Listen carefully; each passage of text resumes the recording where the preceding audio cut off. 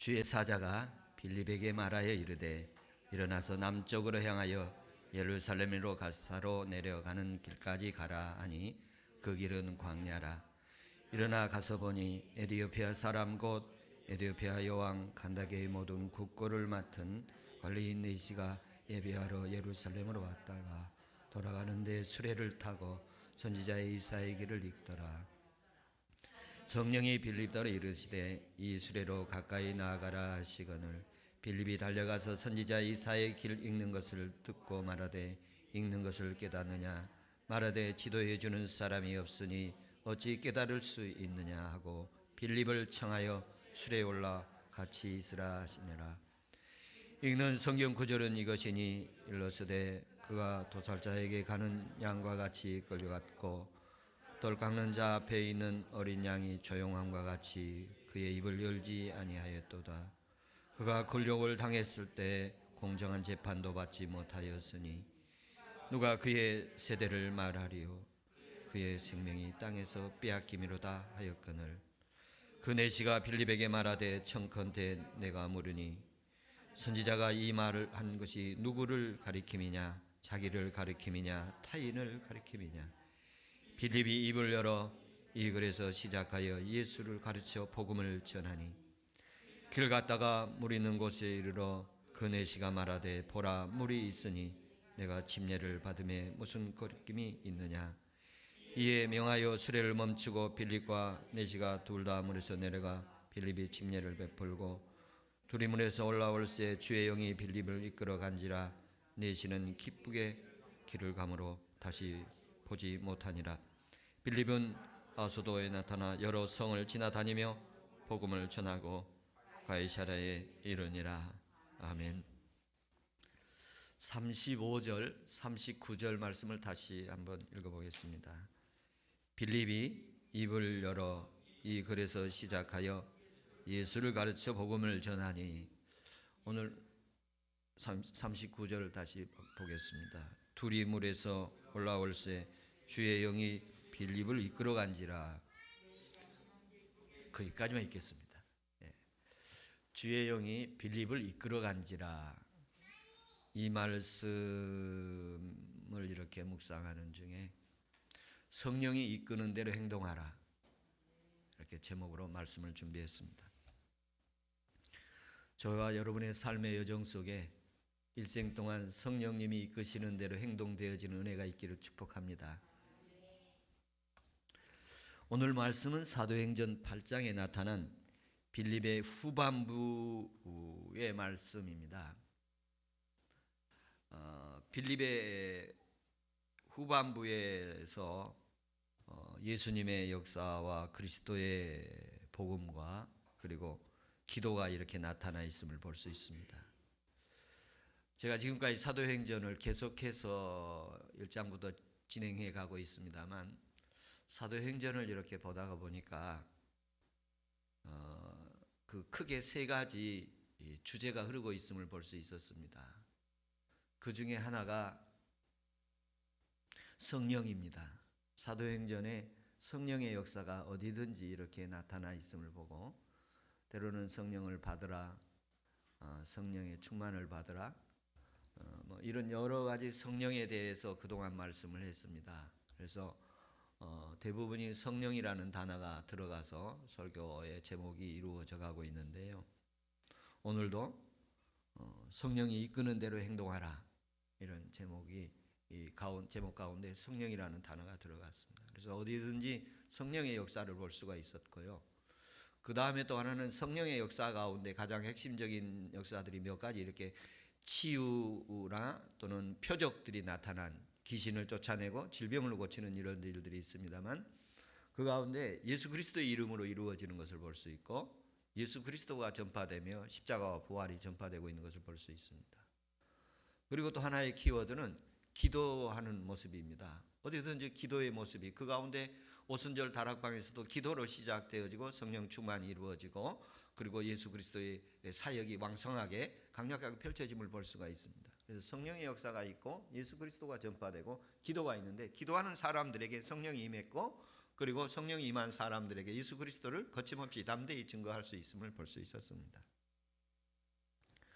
그래서 계속해서 성령에 대한 말씀들이 이렇게 보여지는데, 오늘 말씀에서 26절부터 29절까지 보면 성령이 빌립의 삶의 여정 속에 주도적으로 역사를 하는 것을 보게 되어집니다. 저와 여러분의 삶의 여정 속에서도 우리를 주도적으로 이끌어간 것이 무엇인가? 어떤 사람은 지식이 이끌어갈 수도 있고, 어떤 사람은 경험이 이끌어갈 수도 있고, 어떤 사람은 기분이 이끌어갈 수도 있고, 어떤 사람이 돈이 이끌어갈 수도 있고 그렇습니다만, 어떤 사람은 관습과 전통이 이끌어갈 수도 있습니다만, 오늘 사도행전 8장의 빌립의 여정 속에서는 성령이 그의 삶을 주도적으로 이끌어가고 있음을 볼 수 있습니다. 그가 무엇을 하든지 성령이 이끌어가고 있음을 볼 수 있어요. 저와 제 목회 여정 속에서도, 가정 삶에서, 일반 생활 속에서, 직장의 생활 속에서도, 여러분의 가정 생활 속에, 개인적인 삶의 역사 속에서도 주도적인 삶을 이끌어가는 존재가 무엇인가를 한번 생각해보고, 오늘 말씀을 듣는 분들이 성령이 저와 여러분의 삶을 주도적으로 이끌어가는 성령의 역사가 있기를 축복합니다. 26절에 보면 주의 사자가 빌립이 남쪽으로 가라고 전달을 했습니다. 예루살렘에서 가사로 내려가는 길인데 이 남쪽으로 내려가라 그래요. 광야로 가라고 이렇게 말을 합니다. 광야는 보통 사람들이 가지 않는 길입니다. 편안한 길을 걷고 또 안전한 길을 걷는데, 근데 광야로 가라고 하는 거예요. 그래서 빌립이 이해할 수 없었으리라고 생각해요. 그리고 그 길이 좋았으리라고, 그 길을 가고 싶은 마음이 더 많지도 않았을 거예요. 왜 그러냐면 좋은 길이 있는데 거칠은 광야 길을 가라고 그러면 우리 애들이, 자식들이 그 말을 듣겠습니까? 쉽지 않은 거예요. 그런데 빌립은 가보지 않은 길이지만 성령이 가라고 하니까, 성령이 주도하니까, 성령이 이끄시니까 광야로 가게 되어집니다. 왜 그러는지 이해가 안 됐지만 성령이 말씀하는 대로 순종해서 가까이 가보니까, 광야로 가보니까 에티오피아 내시가 수레를 타고 가고 있었습니다. 그리고 그를 만나게 되어집니다. 우리가 원치 않은 길을 성령이 이끄는 대로 가라고 할 때 하나님의 의도가 있을 것입니다. 하나님의 뜻이 있을 것입니다. 순종하면 하나님이 예비한 사람을 만나기도 하고 하나님이 준비한 사람을 만나기도 할 것입니다. 저는 이렇게 준비된 사람을 평화의 사람, 복음의 사람, 옥토의 밭같이 좋은 밭에 씨를 뿌렸더니 30배, 60배, 100배의 결실을 맺을 수 있는 사람이라고 보여집니다. 저와 여러분 이번 한 주간 성령이 이끈 대로 살아가다가 주님이 예비하신 분을 만나는 축복이 있기를 축원합니다. 여러분, 지난 주일날 제가 설교 중에 이런 말씀을 전했습니다. 여러분, 하나님이 성령을 받으라고 말씀을 하시는데 성령은 하나님이 특별한 선물이다. 그래서 한 주간 동안에 특별한 선물이 있을 것이라고 선포를 했는데 그 말씀이 이루어지기를 축원합니다. 제게는 그동안 개인적으로 이렇게 밝히기가 좀 민망스러운 것이 있습니다만, 하나님의 특별한 선물, 또 하나님이 주시지 않으면 받을 수 없는 특별한 선물을 받았습니다. 아직 공개하기는 조금 일러서 공개하지 못하겠습니다만 하나님께서 특별한 선물을 주셨습니다. 이번에 하나님이 예비하신, 빌립이 성령을 이끌어서 광야로 갔더니 거기에 에티오피아 내시를 만나는 것처럼 하나님이 준비한 사람을 만나는 은혜 있기를 축복합니다. 이 에티오피아 내시가 수레를 타고 가면서 성경을 읽고 있었습니다. 빌립더러 가까이 가보라고 말씀하십니다. 29절에 보면 가까이 가봐라. 사실 광야로 이끌었고 국고를 맡은 내시기 때문에 요즘 말로 표현하면 한 재무부 장관 정도 되는 거예요. 그 사람이 마차를 타고 이디오피아에서 왔기 때문에 상당히 수레가 이렇게 달구지 같은 수레는 아닐 거라고 보여지고 아주 좋은 수레, 먼 길을 갈 수 있는, 예루살렘에서 이디오피아까지 갈 수 있는 수레라고 그러면 굉장히 튼튼한 수레고 또 수행원들도 있지 않겠는가 그런 생각이 드는데 그 수레에 타 있는 모습을 보고 가까이 가게 되고 성경을 읽는 것을 보게 되어집니다. 이 부분에서 사실 우리 일반인들이 사람이 이렇게 마차를 타고 지나가고 있고 그 사람과 이렇게 접근해서 얘기를 나눈다는 건 쉬운 일이 아닙니다. 여러분 낯선 사람이 이렇게 지나가는데 그 사람과 우리가 대화해라. 성령이 야 저 사람하고 얘기해라. 그런다고 가서 성령이 얘기하라고 그러는데요. 그리고 이렇게 얘기가 쉽게 될 일은 아니지요. 근데 이 빌립이라는 사람이 성령에 대해서 굉장히 예민함을 볼 수가 있어요. 즉각 순종을 하고 있고 아주 즉각 반응을 이렇게 하고 있음을 볼 수 있습니다. 그래서 내시에게 먼저 그 말을 겁니다. 읽는 것을 깨닫느냐? 들리고 보였으리라고 생각합니다. 이사야서 53장 7절 8절을 읽고 있었는데 그래서 빌립이 수레에 이렇게 올라오도록 요청을 합니다.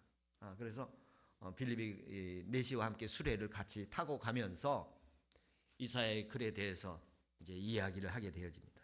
이 말씀을 기초로 해서 둘이 질문이 오고 가고 그럽니다.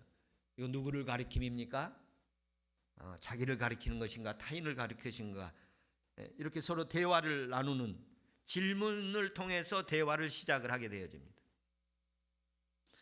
그래서 내시가 이해하고 있는가 물어보기도 하고 성경을 읽고 생각이 어떤가 이야기도 하고 여러분 오늘 예배 드리면서 하나님 좀 깊이 생각해 보시기 바랍니다.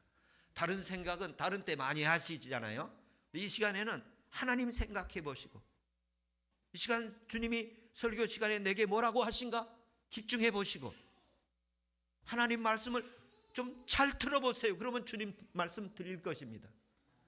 이 말씀 오늘 말씀 중에서 내가 주님의 음성을 어떻게 해서든지 들어야겠다. 내가 오늘 듣지 못하면 내 신앙 아주 망친다. 그렇게 생각하고 들어보십시오. 그럼 주님 음성 드릴 것입니다. 연속극 보면서는 울면서 금방 감정 몰입되면서 예배하면서는 왜 안 되지요? 그건 문제가 있어요. 목사가 설교를 잘 못해서 그래요. 그러나 성령은 잘 못하지 않습니다. 성령은 어떻게든지 내게 말씀하시고 싶어 하십니다. 빌립이 내시에게 말씀 나누었어요. 말씀을 나누니까 빌립이 오늘 이렇게 표현을 합니다. 성령이 입을 열어 예수를 가르쳐 복음을 전하게 했습니다.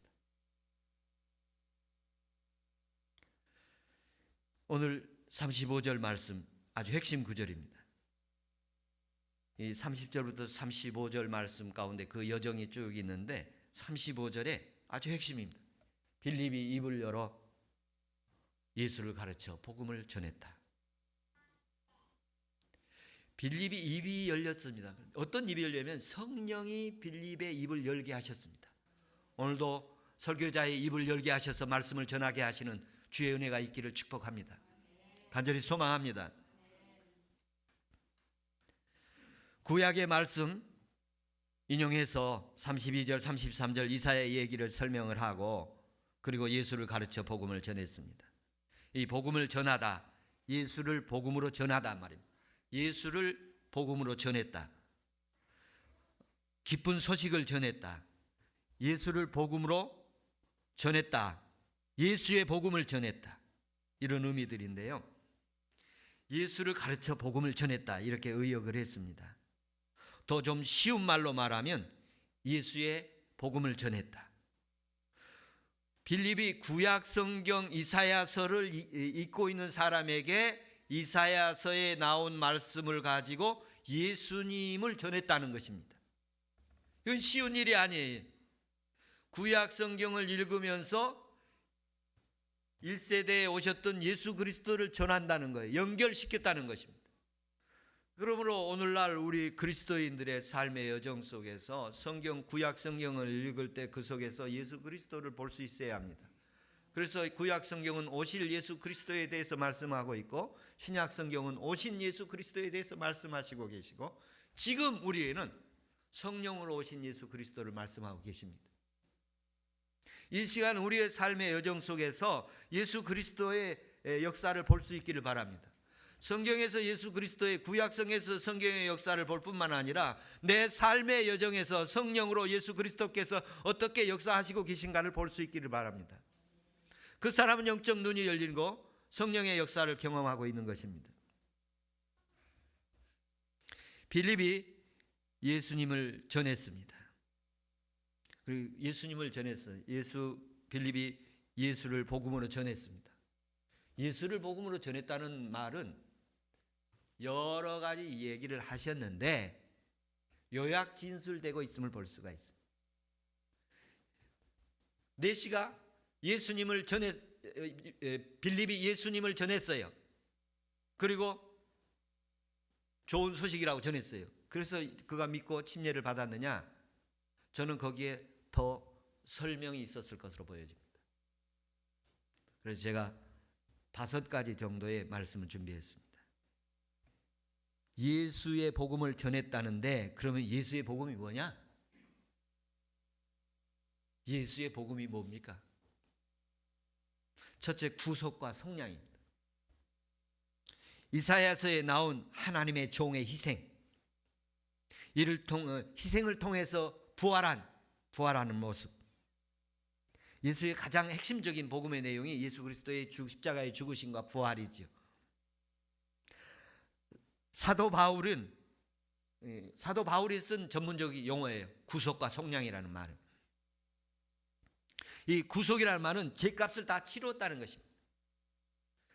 예수님께서 어린 양의 세상 죄를 지고 가는 어린 양이 되어서 세상의 모든 죄악의 죄값을 다 치르셨다, 구속하셨다는 것입니다.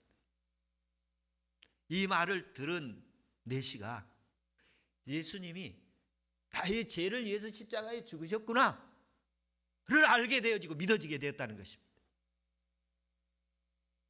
여러분 이미 그 사실을 알고 있으리라고 생각합니다. 다시 한번 상기시키십시오.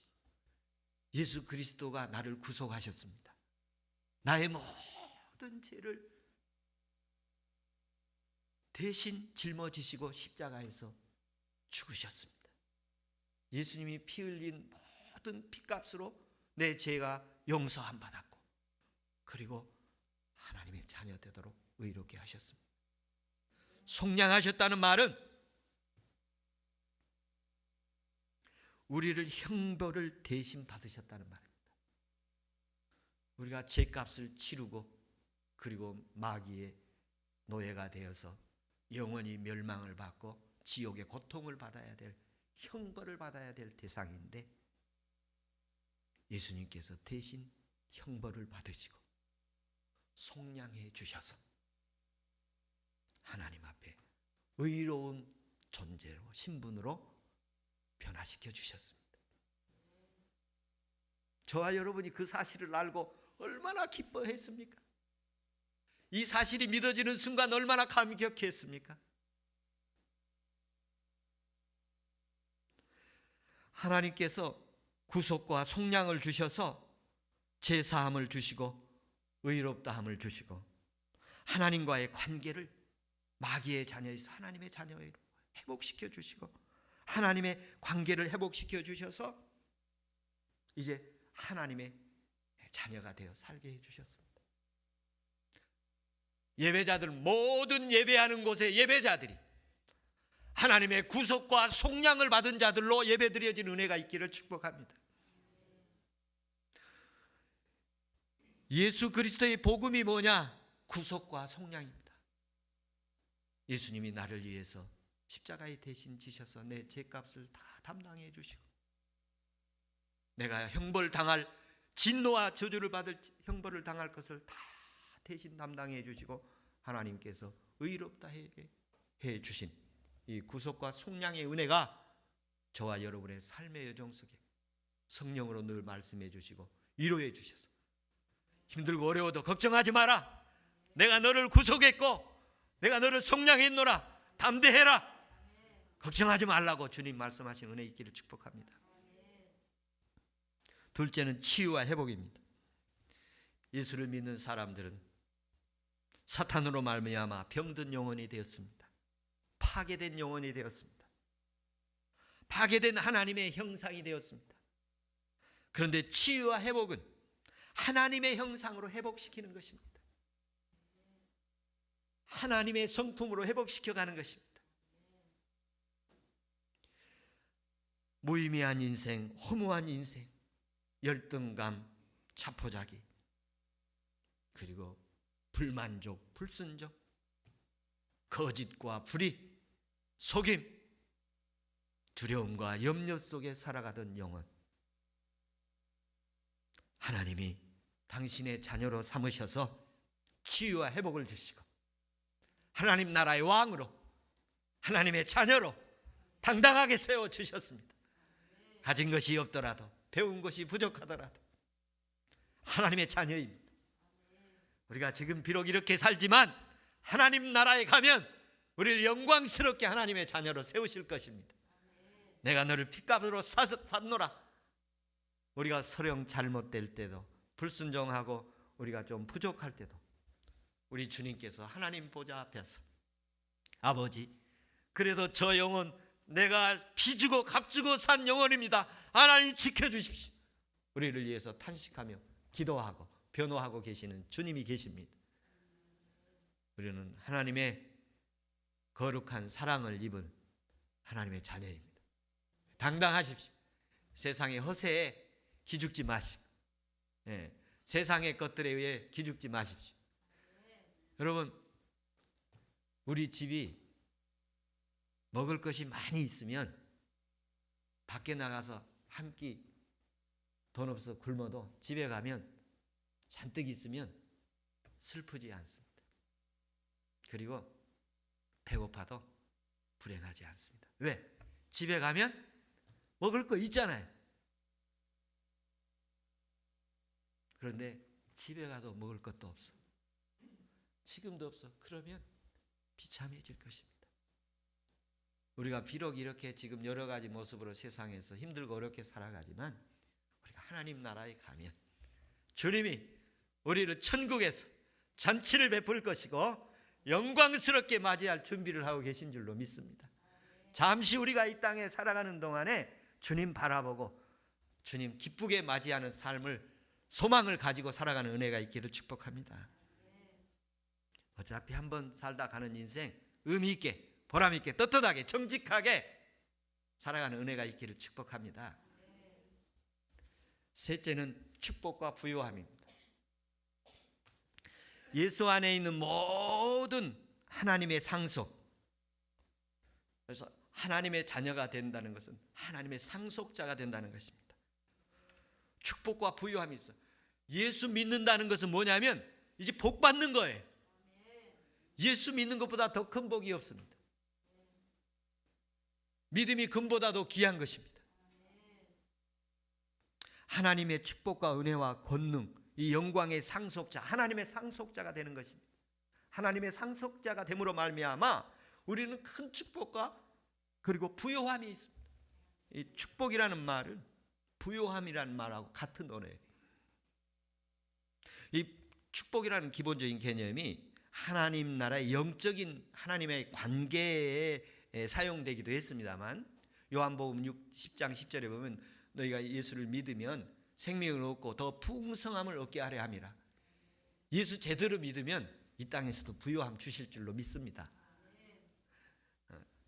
그릇만큼은 주시는 거예요. 그릇만큼. 그릇들이 각자 있는데 정직한 그릇도 있고 사기치는 그릇도 있습니다.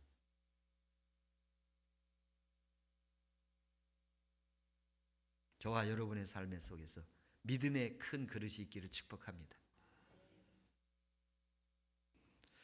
고린도후서 8장 9절에는 이렇게 말씀하고 있습니다. 우리 주 예수 그리스도의 은혜를 알거니와 부요하신 자로서 가난하게 되심은 그의 가난함으로 말미암아 너희를 부요케 하려 하심이라. 이 예수 그리스도께서 이 땅에 인간으로, 하나님이 인간으로 오시고, 그리고 가난한 말구유에 태어나시고 가난하게 사시고, 그리고 십자가에서 비참하게 죽으시고, 이거 우리 가난한 우리 부요하게 하기 위함이라고 말씀하십니다. 인자는 머리 둘 곳도 없다고 하셨어요. 그러면서 공중에 나는 새를 부러워하시기도 하셨어요. 집 없다고 불행해할 필요 없습니다. 머리 둘 곳 있으면 되지 않겠습니까? 마음 편안하게 잠자리 들 수 있으면 족한 줄로 알고 주님 바라보는 은혜가 있기를 축원합니다.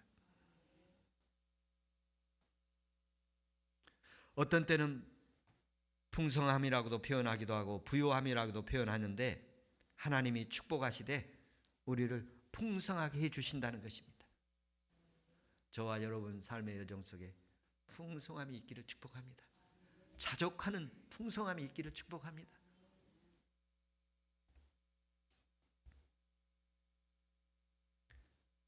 넷째는 거룩함과 성결입니다. 하나님의 자녀이면 세상 속에서 믿지 않는 사람들과 살아갈 때 믿는 자로서 어떻게 구별되게 성별되게 하나님의 사람으로 살아갈 수 있는가를 보여주십니다. 주일날만 그리스도인이고 남은 일은 아무 상관이 없는 것이 아니라, 예수 그리스도의 복음은 예수를 믿는 사람들이 세상에서 빛과 소금이 되는 것을 보여주시는 삶을 살게 하십니다. 세상에서 나가서 살다 보면 참 너무 험난한, 지금 태풍이 올라오고 있다고 그렇습니다만, 여러분 이 세상이 지금 전 세계가 큰 태풍이 휘몰아치고 있는 상황입니다. 이제까지 한 번도 경험해보지 못한 태풍들이 지나가고 있습니다. 이 상황 속에서 예수 믿는 사람이 어떻게 살아가야 하는가를 보여주고 있습니다. 이제 진짜 신자인가 아닌가를 구별했습니다. 하나님이 다음 세대를 이끌어가 맡길 사람인가 아닌가를 보여주고 계셔요. 하나님이 쓰실 자들을 쓰시게 하실 것이고, 그루터기를 남길 것이고, 거기서 싹이 나오게 할 것이고, 거기서 믿음의 역사가 새롭게 일어날 것입니다. 빌립은 2세대 사역자입니다. 1세대 12사도들 다음으로 사도행전 6장, 7장, 8장에 제2세대 사역자들의 활동이 기록되어 있습니다. 이들을 통해서 하나님의 나라가 확장되고 있음을 볼 수가 있습니다. 영동교회 오늘 우리 청년들이 다음 세대를 이끌어가는 이 빌립과 같은 믿음의 사람들이 되어지는 은혜가 있기를 축복합니다. 다섯 번째는 영생과 천국입니다. 궁극적인 결말이, 우리 인생의 삶의 궁극적인 결말은 우리 조금 있으면 우리가 죽음을 맞이하게 될 것입니다. 어떤 사람은 10년, 20년, 30년 곧 있으면 다가오게 될 것입니다. 제가 이렇게 임종을 맞이하는 사람들을 더러 이렇게 만나보면, 이 임종이라는 죽음이라는 걸 만나는 게, 이 과정을 거치는 게 간단하지가 않습니다. 그래서 제가 얼마 전에 그렇게 말씀하셨죠. 주일날 예배 드리고 화요일날 돌아가시는 게 목사님들이 장례하기에 참 좋다, 그런 말씀 드렸습니다만, 여러분 주님 앞에 가시는 그날 마지막 주일까지 교회에서 예배할 수 있는 건강이 있기를 축복합니다. 여러분 그 죽음을 맞이하는 순간에 하나님이 데리러 온 사람이 있고, 천사가 데리러 온 사람이 있고, 죽음의 권세가 데리러 온 사람이 있어요. 마귀의 자녀들이, 지옥의 멸망의 자식들이 데리러 온 자들이 있는데, 그때 천사가 데리러 온 사람들의 모습을 보면 죽음이 편안해. 왜 그러냐면 더 좋은 곳으로 가니까. 더 좋은 곳으로 하얀 찬란한 게 보니까 그래서 그 사람들의 얼굴을 보면 평안해요. 그런데 그렇지 않은 사람들은 죽음을 고통스러워하는 것을 볼 수 있어요. 죽음을 고통스러워해요. 그때 혹시 그 시간에 예수를 믿는다고 하는데 그런 상황이 발생을 했다면 기억하십시오. 나는 주 예수 그리스도 이름을 믿는 사람이다. 나는 예수 믿는 사람이다. 고백하시길 바랍니다. 그러면 어두움의 사자가 떠나가고 죄의 권세자가 떠나가고 주님이 우리를 인도하실 것입니다. 주의 사자들이 우리를 인도할 것입니다. 새 하늘과 새 땅에 들어가도록 새 예루살렘의 영원한 생명의 구원을 얻도록 하나님이 인도하시는 것이 예수 그리스도의 복음입니다. 예수 그리스도의 궁극적인 복음은 영생과 천국입니다. 빌립이 이렇게 예수를 가르쳐 복음을 전했다는 것은 바로 이런 5가지, 영생과 천국, 거룩함과 성결함, 축복과 부요함, 치유와 회복, 구속과 속량, 이 은혜가 우리에게 있기를 축원합니다. 여러분 이 말씀 다 알고 있고 많이 들으셨죠? 예수의 복음이 우리와 함께하기를 축원합니다. 예수를 믿으면 죄사함을 받고 그리고 치유 회복이 있고 축복과 부요함이 있고 거룩함과 순결함이 있고 영생과 천국을 받습니다. 할렐루야. 빌립은 성령이 이끄는 대로 행동을 했습니다. 36절부터 40절까지 보면 네시가 성령의 감동을 받고 빌립이 전달해 준 복음을 영접하고 그 다음에 침례를 받고 순종을 합니다. 침례를 받겠다고 원합니다. 36절 38절에 보면 길을 가다가 물이 있는 곳에 이르러 네시가 말하되 보라 물이 있으니 내가 침례를 받음이 무슨 거리낌이 있는가. 명하여 수레를 멈추고 빌립과 네시가 둘 다 물에 내려가 빌립이 침례를 베풀었더라. 이렇게 말은 있는데요. 에티오피아 네시가 예수의 복음을 듣고 회개하고 침례를 받습니다. 이 에티오피아라는 나라가 우리나라 6.25 참전할 때에 왕의 그 나라 왕의 호위 군사 최정예 군사를 보낸 그 나라예요. 그래서 춘천에 가면 이분들의 전시관도 있고 기념관도 있고 그런 걸 볼 수 있습니다. 아주 예수 믿는 나라예요. 그 나라의 에티오피아 네시가 여기 한마디, 여러 말씀이 많기 때문에 한마디만 한다면 네시라는 신분이잖아요. 네시. 그리고 흑인이에요. 예배하러 왔어요. 당시 이스라엘 율법에는 유대인들의 하나님이었고 그 다음에 네시는 이스라엘 회중에 들지 못하도록 되어 있어요. 율법이. 근데 빌립이 유색인종을 만났어요. 제가 굉장히 이렇게 포용적이고 수용적이고 예수님 믿고 다 온 인류를 땅끝까지 모든 민족을 이런 단어 수없이 썼어요. 그런데 제가 아주 옛날에 미국 뉴올리언즈를 방문한 적이 있습니다. 그 호텔에서 정말 아주 흑형이죠.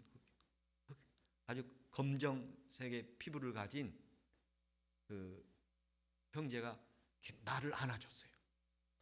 근데 내가 몸이 자연스럽지 않았어요. 그러면서 백인들이 나를 안을 때도 그럴 것 같기도 하고 그 사람도 나를 안아줄 때 그랬을 것 같은데 내가 자연스럽지 않으면서 아직 멀었구나. 내가 만민 어쩌고 그러지만 모든 민족 그러지만 내가 아직 그 부분에 열리지 않았구나. 이런 느낌을 받은 적이 있습니다. 네, 흑인이에요. 그리고 네시라는 신분을 가지고 있어요. 침례를 받은 것이 내가 꺼리낌이 있느냐? 여러분 이 세상에 그 누구도 하나님의 자녀 되는 일에는 꺼리낌이 없습니다. 예수 믿으면 누구든지 구원받을 줄로 믿습니다. 누구든지 주의 이름 부르는 자는 구원을 받으리라. 사도행전 2장 38절에 오순절 설교, 베드로의 설교도 보면 회개하고 각각 예수 그리스도의 이름으로 침례를 받고 제사함을 받으라. 누구든지 예수 믿고 회개하고 제사함 받고 믿음으로 고백하면 하나님의 자녀 되는 줄로 믿습니다. 오늘이 그 시간도 상관없습니다. 빌립이 함께 수레를 타고 가다가 내시가 저기 물을 만났어요. 물을 만나고 즉시 저 물에서 내 침례를 받기 원하는데 괜찮냐? 괜찮다. 한 침례를 둘이 주고받습니다. 교육을 받아야 되는 것도 아니고 시간이 필요한 것도 아닙니다. 물론 그렇게 하면 더 좋겠지만 그는 한 가지 분명한 것은 성령의 고백이 있으면 언제든지 침례 받을 수 있고 하나님의 자녀 즉시 될 수 있는 줄로 믿습니다. 물에서 두 사람이 올라오니까 주의 영이 빌립을 이끌어 갔습니다. 이 주의 영이 이끌어 갔는데요. 이 사건 쪽에 주도적인 지금 사건들 속에서도 성령이 이끌어가고 있음을 볼 수 있어요. 이 빌립의 활동사항에 가는 길도 성령이 이끌어가고 있고 입을 열어 말하는 것도 성령이 이끌어가고 있고 빌립을 옮기는 것도 성령이 이끌어가고 있음을 볼 수 있습니다. 구약성에 이 오늘 본문에 보면 옮겼다는 말입니다. 이렇게 성령이 갑자기 이렇게 옮긴 거예요. 빌립을 마차에서 다른 곳으로 옮겼습니다. 에녹이 하나님 앞으로 이렇게 올리심을 받지요. 엘리야가 하늘로 올리심을 받습니다. 예수님이 하늘나라로 올리우심을 받습니다. 빌립이 올리우심을 받습니다. 옮겨짐을 이렇게 경험을 하게 되죠. 성령에 이끌려서 이동하는 것을 경험하게 되어집니다. 하나님의 특별한 은혜가 이번 주간에 경험되어지기를 축원합니다. 이 세상에 보통 사람들이 아무도 그 경험하지 못했어요. 베드로가 물 위를 걸어보는 경험이 있었던 것처럼 이분은 이동의 경험이 있었어요. 이동의 경험. 성령이 들어서 옮기십니다. 이런 특별한 은혜가 각자에게 한번 이번 주에 있기를 소망하지 않습니까? 벌써 생각만 해도 신나지 않습니까?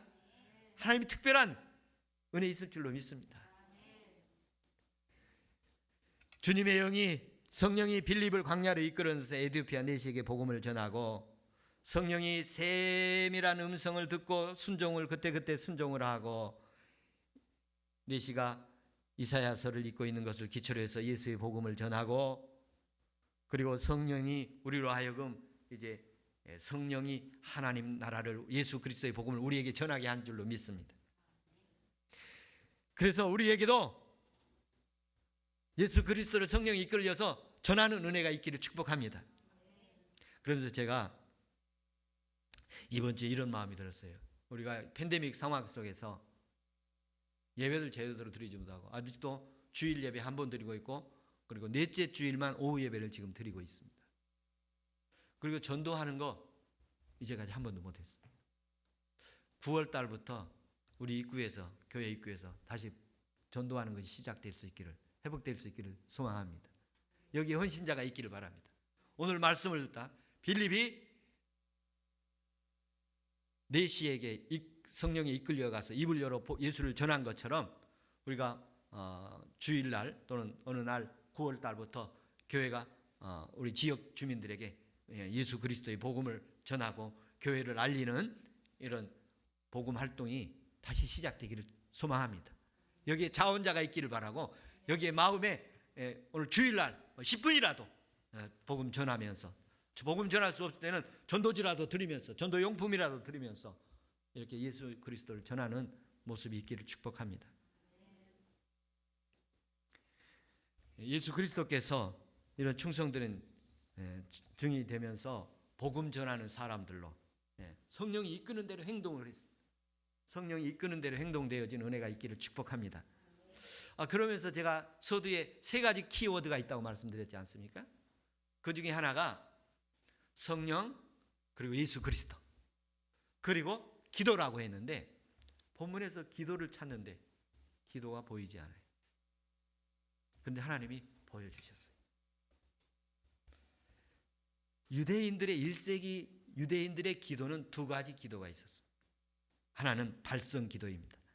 자신의 필요와 하나님의 뜻을 소리내서 기도하는 것이었습니다. 그리고 하나는 침묵 기도였습니다. 침묵 기도는 자기의 소리를 멈추고 하나님의 음성을 듣는 것이었습니다. 빌립은 침묵 기도의 사람이었습니다. 주의 음성을 들었습니다. 기도는 우리가 말하는 것도 기도이지만 기도 시간에 하나님의 음성을 듣는 것도 기도예요. 근데 이 침묵 기도는 발성 기도보다도 더 깊은 하나님의 더 은밀한 기도의 모습이에요. 그래서 빌립은 성령의 음성을 듣습니다. 주님의 음성을 듣습니다. 그리고 그 음성을 따라 살아갑니다. 저와 여러분의 삶의 여정 속에 우리가 하나님께 발성을 내서 하나님, 물질이 필요하기도 하고 건강이 필요하기도 하고 우리 자녀들의 하나님 복된 삶이 필요하기도 합니다. 이렇게 기도를 해서 응답이 있기를 바라고 뿐만 아니라 주님의 음성도 들려지는 은혜가 있기를 축복합니다. 그래서 제가 우리 성도들에게 주님을 다시 보고 듣고 만나자, 그리고 만지고 먹고 마시자, 이런 말씀을 드렸는데요. 주님을 다시 보고 듣고 만나는 참 가운데 하나가 두 가지는 기본적으로 해야 된다고 봐요. 주님을 만나고 보고 듣는 거. 주님을 보는 거는 여러분 십자가를, 주님이 나를 위해서 십자가 지고 계신 모습을 한번 볼 수 있기를 바랍니다. 십자가에서 옆구리에 창이 찔려 피가 쏟아지는, 뜨거운 피가 쏟아지는 그 은혜가 보여지는 은혜가 있기를 바랍니다. 그 체험하기를 바랍니다. 그리고 더 꼭 바람이 있다면 주님의 얼굴을 보는 은혜가 있기를 바랍니다. 하나님 보좌에 주님의 얼굴을 볼 수 있는 은혜가 있기를 바랍니다. 만약에 이것을 본다 그러면 그 사람은 큰 믿음의 인물이 될 것입니다.